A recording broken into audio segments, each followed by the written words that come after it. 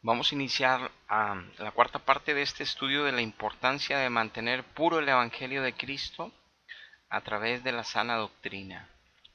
Nuestro Señor Jesucristo nos aclaró en los Evangelios que se levantarían falsos líderes cristianos fungiendo como maestros y como profetas de Cristo en la iglesia, y que a ellos Satanás les da poder para hacer señales, prodigios y engañar hasta los escogidos que se descuiden.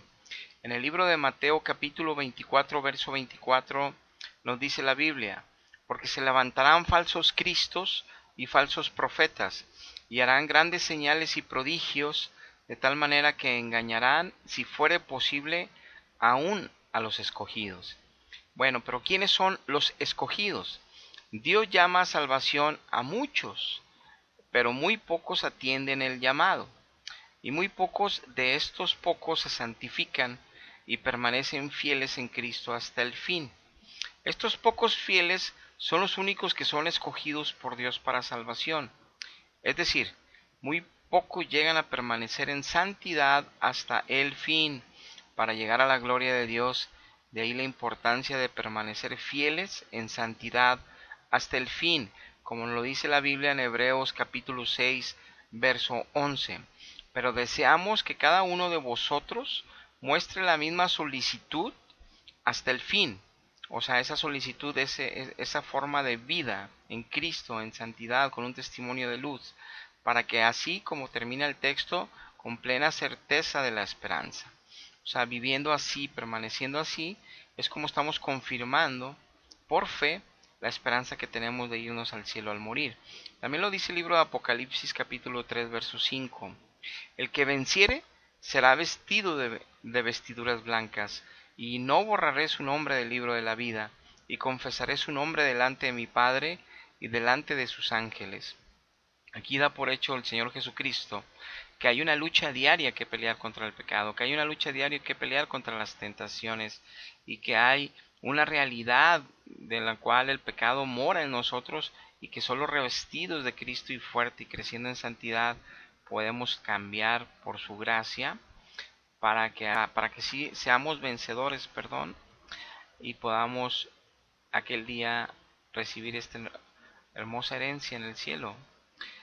Podemos apreciar, obviamente, con estos textos lo grave que es que aún los propios escogidos puedan ser engañados si se descuidan un momento. Imaginemos cómo les iría, si esto es así, pues imaginemos cómo les irá a los demás si acaso llegamos a ser tibios o fríos en el Evangelio. Y pues obviamente estamos más susceptibles a ser engañados por los falsos maestros, porque además ellos usan señales y prodigios para engañar. De aquí y de todo esto la importancia de tomar muy en serio esta advertencia. Ya hablábamos en el video anterior, en el tercero, sobre este estudio, que hay dos grandes grupos de falsos maestros. Y en este video analizaremos el segundo grupo de estos falsos maestros, abarcando de entre los dos subgrupos de este segundo grupo el primer subgrupo. Hablando sobre los falsos maestros que una vez fueron fieles maestros de Cristo, pero que en algún momento de su peregrinación cayeron de la gracia y cambiaron de bando, se alinearon a las líneas y filas de Satanás. Dice en la segunda epístola de Pedro, en el capítulo 2, verso 1, todo el capítulo 2 habla de esto para si lo quieren leer en casa, pero en el verso 1 nos dice la palabra: pero hubo también falsos profetas entre el pueblo, refiriéndose al Antiguo Testamento, como habrá, ya refiriéndose en el Nuevo y al futuro, entre vosotros falsos maestros. Él está equiparando aquí, para que lo tengamos ya presentes, un falso profeta lo está equiparando aquí a falso maestro. Digo, está hablando de que en el Antiguo Testamento eran falsos profetas, dice, habrá entre vosotros falsos maestros. Ok, ¿por qué? Bueno, porque toda la palabra de Dios es profética. Es algo que va a suceder en la vida de cada creyente, una transformación continua, como también las promesas que van a llegar, que vienen ahí en el Evangelio. Muy bien, que introducirán encubiertamente herejías destructoras. Como lo aclara el texto, es de una forma cubierta, es de una forma maquillada, que los creyentes no se den cuenta, porque usan la Biblia, pero que son herejías, o sea, que va en contra de la sana doctrina y que destruye la fe, que destruye el sano crecimiento espiritual de un creyente, aunque crea, aunque sea muy religioso, pero no puede crecer en santidad. Y dice que estos maestros negarán al Señor que los rescató. Con esto ratificamos que eran ya siervos de Dios, pero se apartaron a Satanás. Y luego ya viene el juicio de Dios para ellos, atrayendo sobre sí mismos destrucción repentina. Dice el verso 2 de este capítulo 2, y muchos seguirán sus disoluciones. Aquí nos aclara la Biblia que bastantes creyentes seguirán a estos falsos maestros, por causa de los cuales el camino de la verdad será blasfemado. Dice aquí que mucha gente que al ver el testimonio de estos cristianos que siguen estas falsas doctrinas y ver que no glorifican a Dios en sus vidas, también van a creer menos en Cristo, van a creer menos en el cuerpo de Cristo, van a creer menos en la verdad de Cristo, van a creer incluso menos en la existencia de Cristo. Incluso van a llegar a blasfemar en contra de Dios por ver el testimonio de tanto cristiano siguiendo falsa doctrina, porque no crees en santidad. Y dice también que estos maestros por avaricia harán mercadería de vosotros con palabras fingidas. Aquí están hablando que por la cuestión económica, por cuestión de lucro, por cuestión de dinero, no les importa vender las almas de sus seguidores, de sus creyentes. O sea, son maestros que tienen conciencia del error, pero no les importa llevarse consigo al infierno a los que siguen lo que dice el Mateo al Señor Jesucristo, que un ciego guiando a otro ciego, los dos caerán en el hoyo. Continuando con el texto, dice, sobre los tales ya de largo tiempo la condenación no se tarda, y su perdición no se duerme. Es el juicio de Dios para ellos, que ya está reservados para una condenación eterna. Y en el verso 13 dice, recibiendo el galardón de su injusticia, ya que tienen por delicia el gozar de los deleites cada día. Estos son inmundicias y manchas que aun mientras comen con vosotros se recrean en sus errores. Dice ese texto que estos se deleitan en las cosas de la carne en este mundo, en los placeres de este mundo, por eso les interesa ganar dinero, hacer mercadería, fingir con palabras, cambiar la doctrina, con tal de tener más percepción económica, porque la gente que los sigue también están siguiendo sus deseos en cosas que les están hablando que ellos quisieran seguir como si fuera eso Dios, pero es una doctrina falsa. Pero también dice que comen con ellos mismos y se recrean en sus errores. Aún en las reuniones que tienen en los cultos y después siguen hablando sobre estos errores doctrinales y siguen hablando de esas fábulas y mentiras, y los creyentes con ellos gozándose, ¿verdad? Que es un grave error. Lo dice el verso 14, tienen los ojos llenos de adulterio. No solo el carnal, o sea, no solo el físico que lo hay en muchos de ellos, sino el espiritual está obviamente patente. Y no se sacian de pecar. Seducen a las almas inconstantes.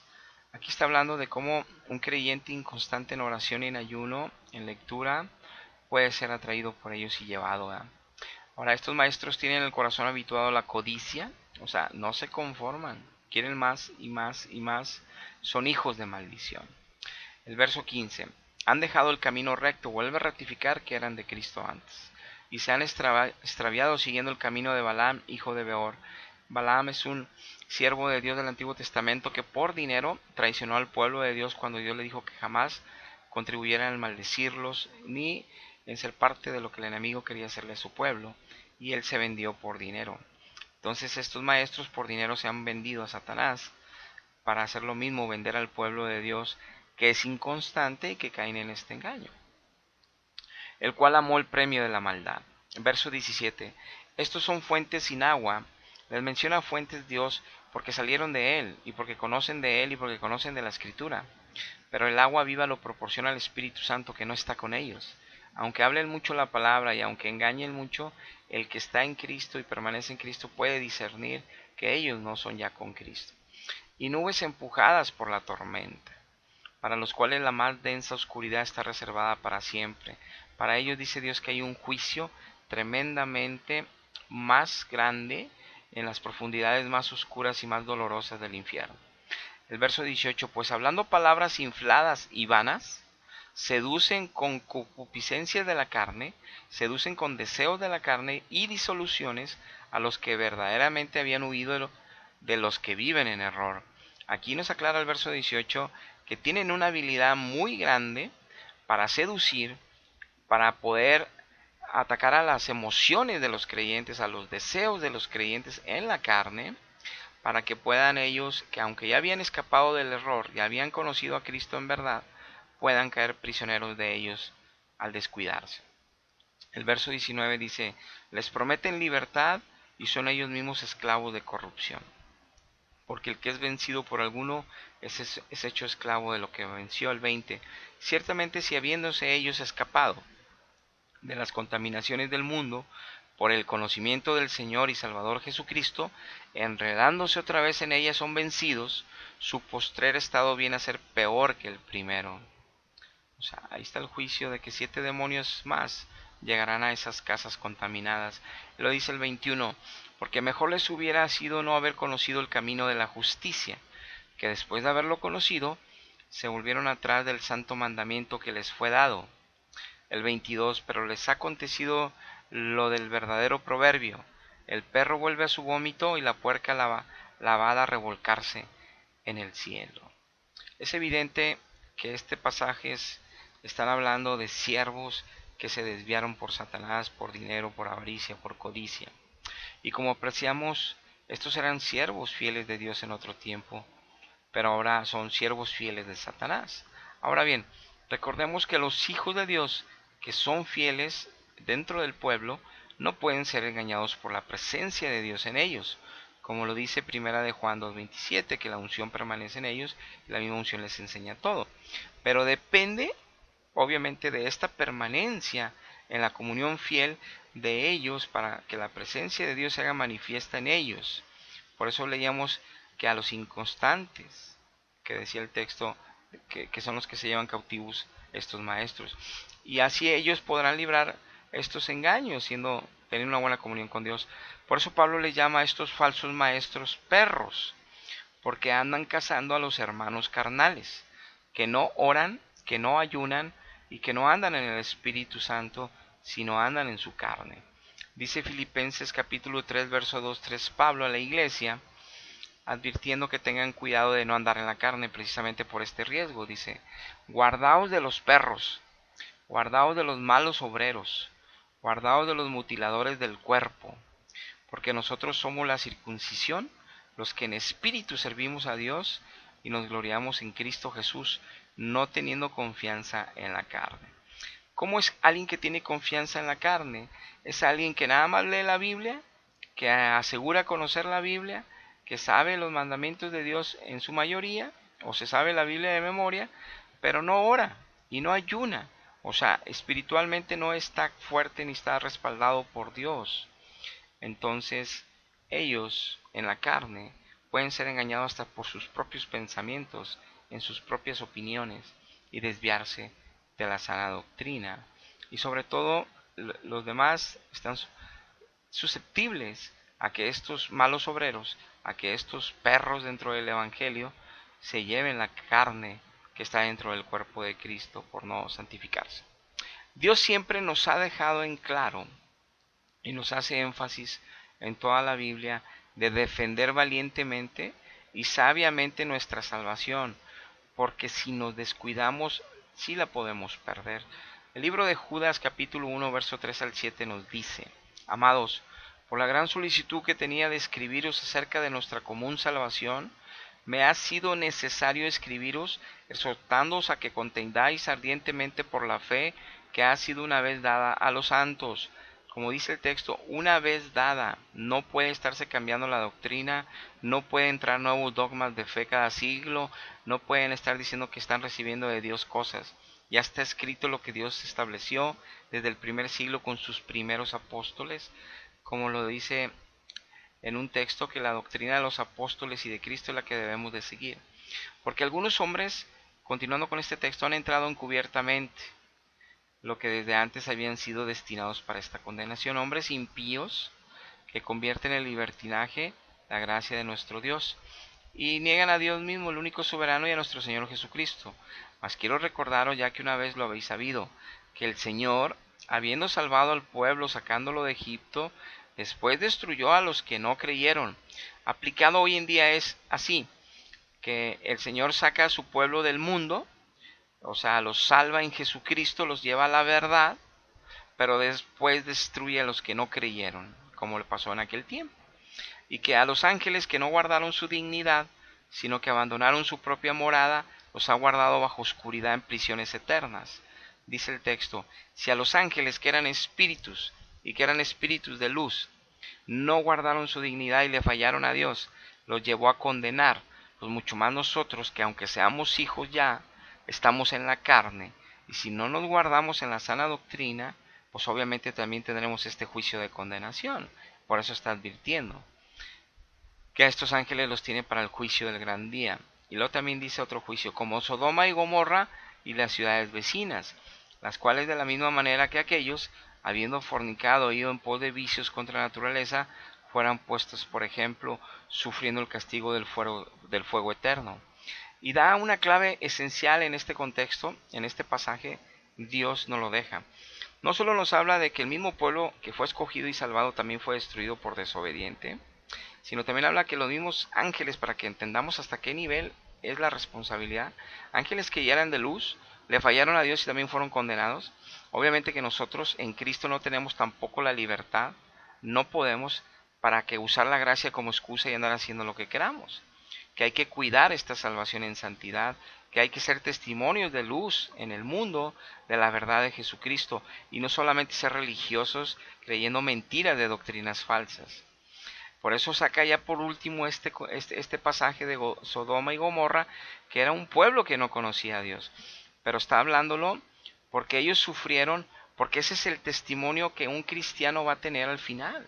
Alguien que vive en una doctrina falsa, alguien que está yendo a un culto y misa y doctrina falsa, aunque sea todos los días, su vida no cambia, pero su vida da testimonio de estar haciendo cosas en contra de las que Dios le agrada. Su vida está continuamente en pecado todos los días haciendo el error, como Sodoma y Gomorra. Entonces es testimonio de condenación. Es como una advertencia para que no se confíen aquellos que tienen religión y piensan que van al cielo.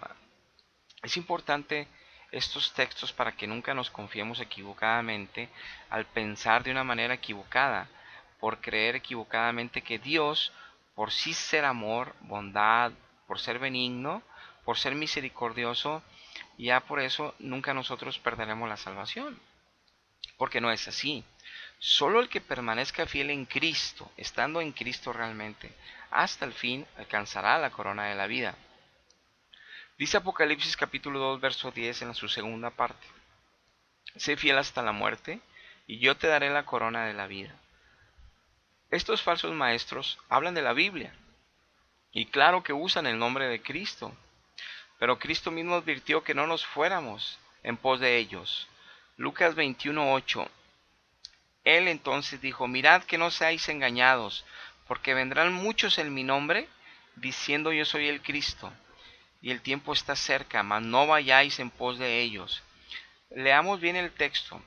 Dice Cristo que vendrán muchos en mi nombre. No dice vendrán muchos y dirán que yo soy.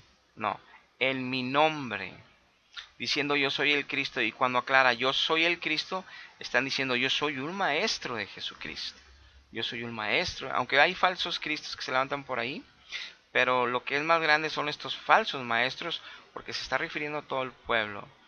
Mira que no seáis engañados, dice, porque vendrán muchos, son falsos maestros, en mi nombre, mas no vayáis en pos de ellos. Muy bien, vamos a llegar hasta este punto. En el estudio número 5, video número 5, continuaremos con esta enseñanza. Dios les bendiga, mi nombre es Jesús Flores, maestro en Cristo.